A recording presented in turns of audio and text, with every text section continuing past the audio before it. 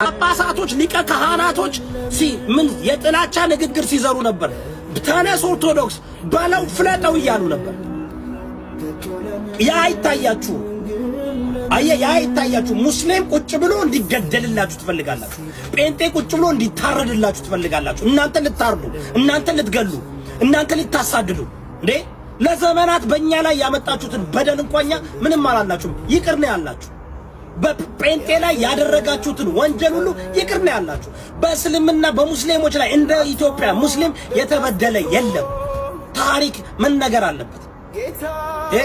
ከአፄ ዮሐንስ እስከ ሚኒሊክ ድረስ ሙስሊሞችን በጣም ስትገሉ ነበር፣ ስታርዱ ነበር። ዶክተር አብይ አህመድ ነው ለመጀመሪያ ጊዜ እስልምናን እንደ ተቋም እንኳን ረከናይዝ ያደረገው። የኦሮሞ ጥላቻ ስላለባችሁ አይደል እንዴ? ኢትዮጵያ ከሆነ እኮ ከአማራ ይልቅ ኦሮሞ ኦርቶዶክስ ይበልጣል። በድቁና በዝማሬም በምናምን ኦሮሞዎች ናቸው የሚበልጡት፣ ግን አይከበሩም።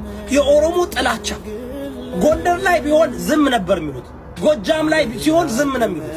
ጎጃም ላይ ፋኖ የኦርቶዶክስ ተዋህዶ ቤተክርስቲያኑን ገዳማቶችን እንዳለ ምሽግ አድርጎት የለ። ለምን አታወሩም?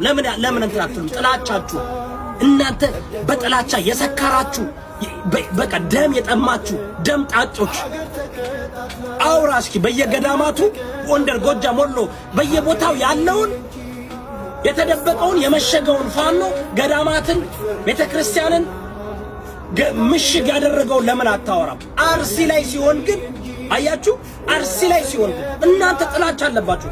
አማራው ጥላቻ አለብህ በኦሮሞ ላይ፣ ጴንጤ ላይ። አማራው ጥላቻ አለብህ በትግሬው ላይ። አማራው ትግሬውንማ ሁለተኛ ከእናንተ ጋር ላይቆም